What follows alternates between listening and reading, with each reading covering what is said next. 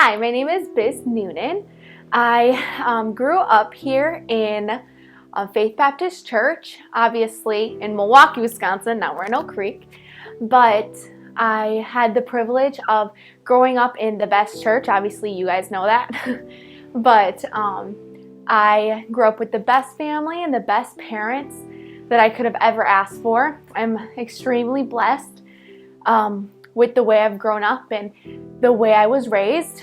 Obviously, growing up in this church, I grew up hearing about the gospel and knowing how to go to heaven. And through the years, I think I got saved multiple times, but I never really accepted that personally, I guess. And as the years went on in my teenage years and as I was getting older, I started doubting my salvation a lot. And I was 13 years old, and I was in study hall with my friend Abby, and she was telling me, Busy, I'm going through something. She's like, I'm doubting my salvation, right? I'm like, oh my goodness, I am too. And I think the Lord really put that in my life because it helped me kind of get past my pride, because I'm a pastor's daughter, everyone thinks I'm saved and everyone thinks that I'm doing the right thing or whatever. I went home that day and I talked to my mom and I accepted Jesus Christ as my personal savior that day. And it was October 14th, 2012, and that was the best day ever. And then 4 years after that, I got baptized. And I know 4 years is a long time between salvation and baptism, but it was another thing that I was just like, well, I got baptized before, so people know I'm saved. And it's a personal thing, and I don't go to heaven because I'm baptized. It was the day before I left for volleyball camp and the week after teen camp, the Sunday after teen camp. So I talked to my mom because I couldn't think of anything else. My dad was preaching about salvation, then baptism, and then you can grow in the Lord. And I was like, man, he's talking to me. So I talked to my mom. And I remember I just started crying because I was so convicted. And finally, I got baptized that night. I gave a testimony, and then I got baptized that night. That was the summer before my senior year of high school.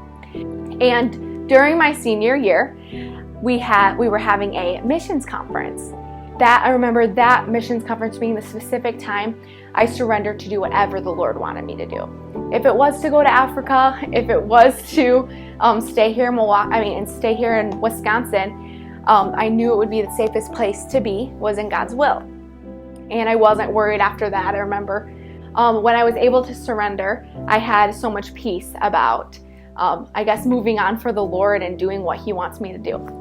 So during that time, I was choosing what Bible college to go to or what college to go to. I did not want to go to college at all whatsoever, but my dad was like, okay, you need to go to college somewhere. And so I'm like, oh, fine, but I'll go anywhere but Hyles-Anderson. So I prayed about it a lot. And my dad did mention Hyles and West Coast and just a few other really good Bible colleges because I knew I didn't want to go to a secular college. I wanted to go to for ministry if I went to college. So I ended up going to Hyles-Anderson because I had peace about going there, and so many different things lined up. God opened so many doors for me to go to Hyles-Anderson. So during that time, I was like, well, I'm not gonna go for more than a semester, right? So I got to school and I was excited, but I wasn't because I didn't want to go to college, but I wanted to stay home. And the first 2 weeks were like the worst 2 weeks of my life. And I'm like, I'm going home after Thanksgiving, and I'm not coming back. I'm not going back. My parents will understand. So I went, and then I met my friend Ashley, and she made everything better. And I think the Lord put her in my life specifically, to get me through college, and really because we clicked on so many different levels. I started to really love it. I really got involved in their bus ministry and everything. I loved my bus kids. I loved my bus route, and I loved my friends there. And I was so thankful the Lord put me on the route I was on, and also in Hyles-Anderson. So it was my freshman year. Okay, then my sophomore year, and people were trying out for tour, and I was like, yeah, right, I would never try out for tour. I'm never gonna go on tour. I hate singing in front of people. It scares me half to death. So then I was standing in the hallway where people like kept going to try out. And I was talking to Doc Cowling, and I was like, yeah, I would never try for tour. And he's like, well, how are you gonna know if it's God's will if you don't ever try out? And so I was like, oh man. So in a split-second decision, I decided to try out for tour. And so I went down there and I sang, and they asked me why I didn't try out for anything before. And I'm like, because I'm scared to death. I'm scared right now. And I was like, oh my goodness, I have to tell my parents I literally just tried out for tour. So the Lord allowed me to go through the whole process of tour tryouts, and I was able to make tour and go on tour that summer. So I ended up traveling that summer with the best group I think Hiles has ever had. It was a great summer, and I learned so much that summer.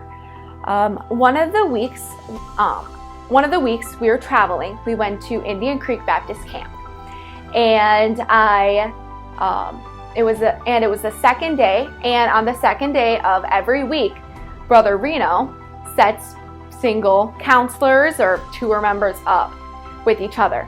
And I was set up with a guy, and he was a counselor for a church that came that week.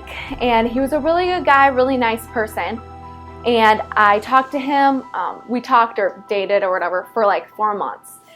And I learned a lot throughout that 4 months. I had a very hard time with our relationship as it went on, because the certain things that, I grew up learning, and the certain things that I grew up and made standards for myself, he didn't agree with. And he didn't have the same standards or anything like that.